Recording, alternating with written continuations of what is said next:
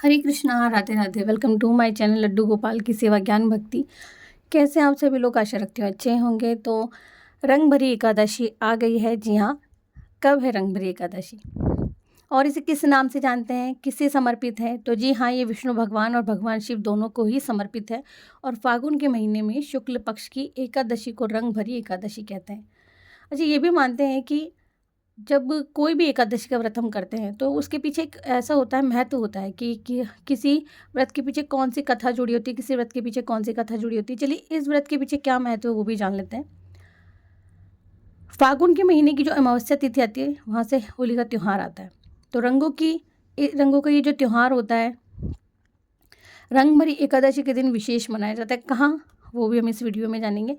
तो हिंदू धर्म में एकादशी व्रत का बहुत अधिक महत्व है, सभी जानते हैं। और हर महीने की दोनों पक्षों की एकादशी तिथि ही हमारी जो संसार के पालन करता है, यानी कि भगवान विष्णु को समर्पित है ये। और इस दिन भगवान विष्णु की पूजा करते हैं, ये भी सब जानते हैं। तो इस एकादशी को आमलकी एकादशी भी कहा जाता है। वैसे तो एकादशी का जो व्रत है भगवान विष्णु को समर्पित है, लेकिन ये जो रंग भरी एकादशी है ना, भगवान शिव को भी समर्पित है। अच्छा, ये जो मार्च का महीना होता है ना, ये जो मार्च वाला महीना होता है, इसकी पहली एकादशी आमला की एकादशी होती है। ठीक है। अच्छा, ये भी है कि होती नहीं, एकादशी का व्रत है, सॉरी। तो एक चीज़ और भी है कि इससे जुड़ी दो तीन चीज़ें हैं, वो भी हम लोग जान लेते हैं। कि कहते हैं बाबा विश्वनाथ हिमालय पुत्री गौरा का गोना कराकर काशी लेकर के आए थे, है ना। तो काशी में उस दिन गुलाल उड़ाकर उनका स्वागत किया गया था।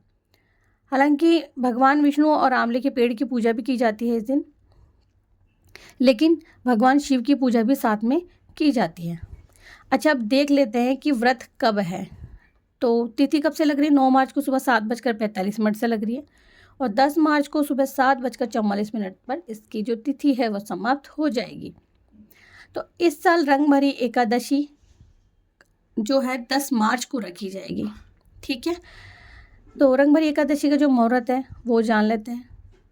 4:59 से 5:48 तक और 12:08 से 12:55 तक अभिजीत मुहूर्त इसका पूजा का है। आप ब्रह्म मुहूर्त में भी पूजा कर सकते हो। और व्रत का जो पारण का समय है ना, वो ये है कि 11 मार्च को आप मंगलवार को सुबह 6:35 से 8:13 के बीच में कर सकते हो। 11 मार्च को, यानी द्वादशी तिथि के दिन।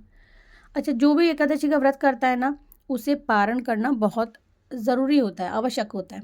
पूजा की विधि वैसे तो समान ही होती है, बस करना ही होता है। रंग भरी एकादशी को आप सुबह जल्दी जागिए, उठिए, स्नान आदि कर लीजिए गंगा जल मिलाकर पानी में।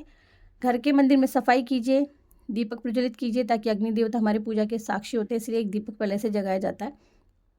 आप चाहें तो इस दिन कलश स्थापना भी कर सकते हैं। माता पार्वती को, भगवान शिव को गंगा जल से स्नान करवाएं, भगवान विष्णु को स्नान करवाएं, शिव पार्वती की पूजा भी करें, पुष्प अर्पित करें, चंदन तिलक लगाएं।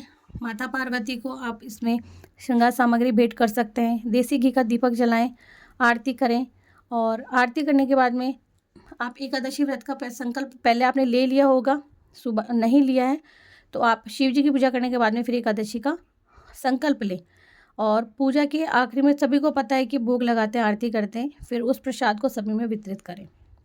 इस दिन आंवले के पेड़ की पूजा भी की जाती है। अगर आपके घर में आंवले का पेड़ है तो ज़रूर से पूजा करें। शिव जी के मंदिर में अगर लगा हुआ है तो वहाँ जा कर के पूजा करें। अच्छा, इस तिथि का जो महत्व है ना वो देख लेते हैं, क्योंकि शुरू में मैंने बोल दिया था हर एकादशी तिथि पर अलग महत्व होता है। तो भगवान जो विष्णु है, भगवान शिव और माता पार्वती की पूजा इस दिन की जाती है और कहते हैं कि मोक्ष प्राप्ति होती है। वैसे तो कोई भी व्रत अगर हम रखते हैं एकादशी का तो मोक्ष प्राप्ति तो होती है।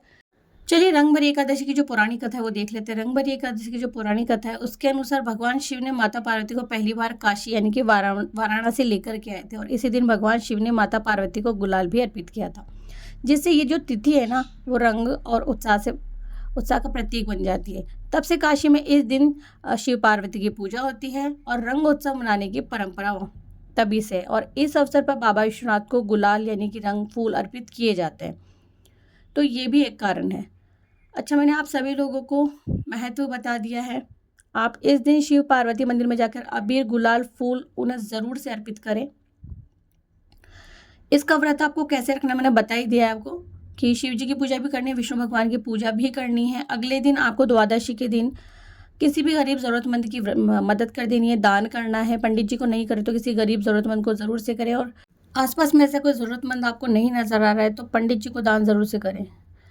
अच्छा, इस दिन एक चीज़ और भी है कि देखिए, अगर हम एकादशी का व्रत रख रहे हैं तो कई लोग ये पूछते हैं कि दीदी, हम एकादशी का व्रत रख रहे हैं तो क्या अब आप पहली बार कभी रखा नहीं है, अभी से शुरू कर सकते हैं? वैसे देखिए, कभी से भी शुरू कर सकते हैं। बाकी मैंने एकादशी की जानकारी चैनल पर ऑलरेडी बहुत बार दी है, तो आप अगर जाकर देखेंगे ना तो आपको सारी जानकारी चैनल पर मिल जाएगी। और एकादशी का जो व्रत का पारण है वो भी मैंने आप लोगों को बता दिया है।